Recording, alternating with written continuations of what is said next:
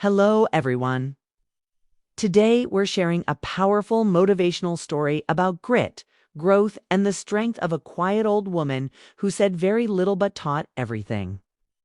By the end of the story, you'll understand why complaining gets you nowhere and how proving you want something is the only way forward.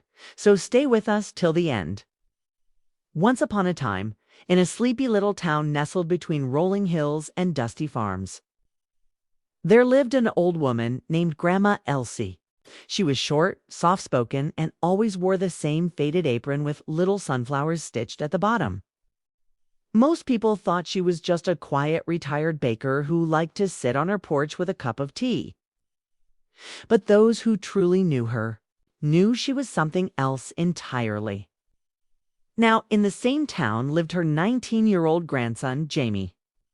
He was like many young people, full of dreams, full of ambition, and full of complaints. He wanted to start a business, become successful, leave the small town and make it big.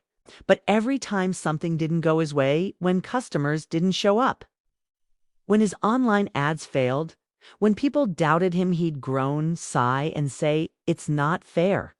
No one supports me."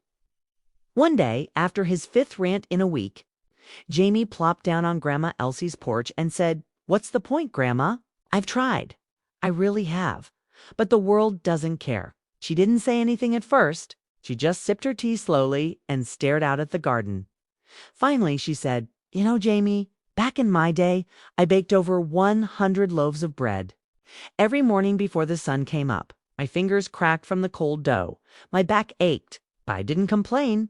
Jamie frowned. "But Grandma, that's different. Life is harder now."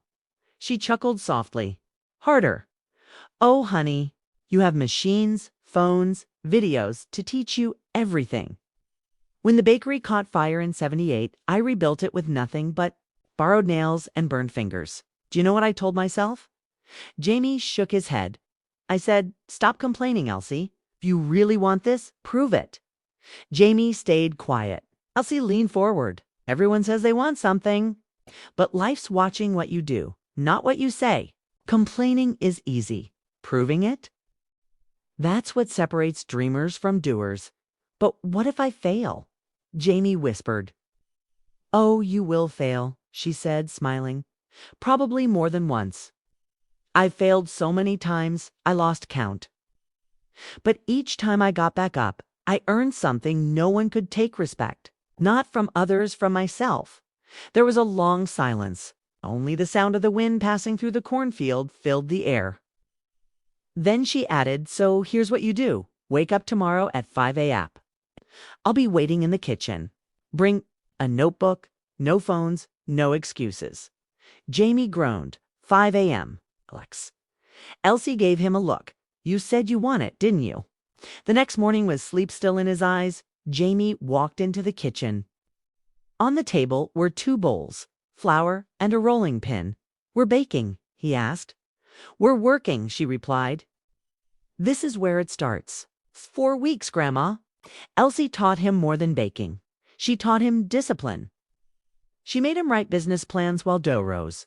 She made him practice kindness while delivering bread. She showed him how to win people's trust by simply showing up every single day.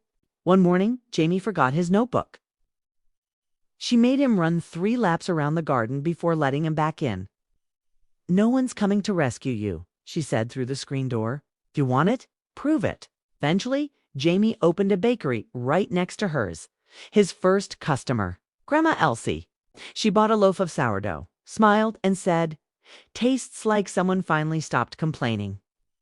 Years later, Jamie's bakery became a sensation not just for the bread, but for the sign he kept by the door. It read, "Stop complaining. Prove you want it, Grandma Elsie." So next time you feel like giving up, remember this story. Complaining changes nothing, but quiet effort every single day builds something unshakable. By the end of the story, we hope you see that your actions speak louder than your setbacks. Thank you for watching this motivational story. If it inspired you, share it with someone who needs a little push today. We'll see you in the next one.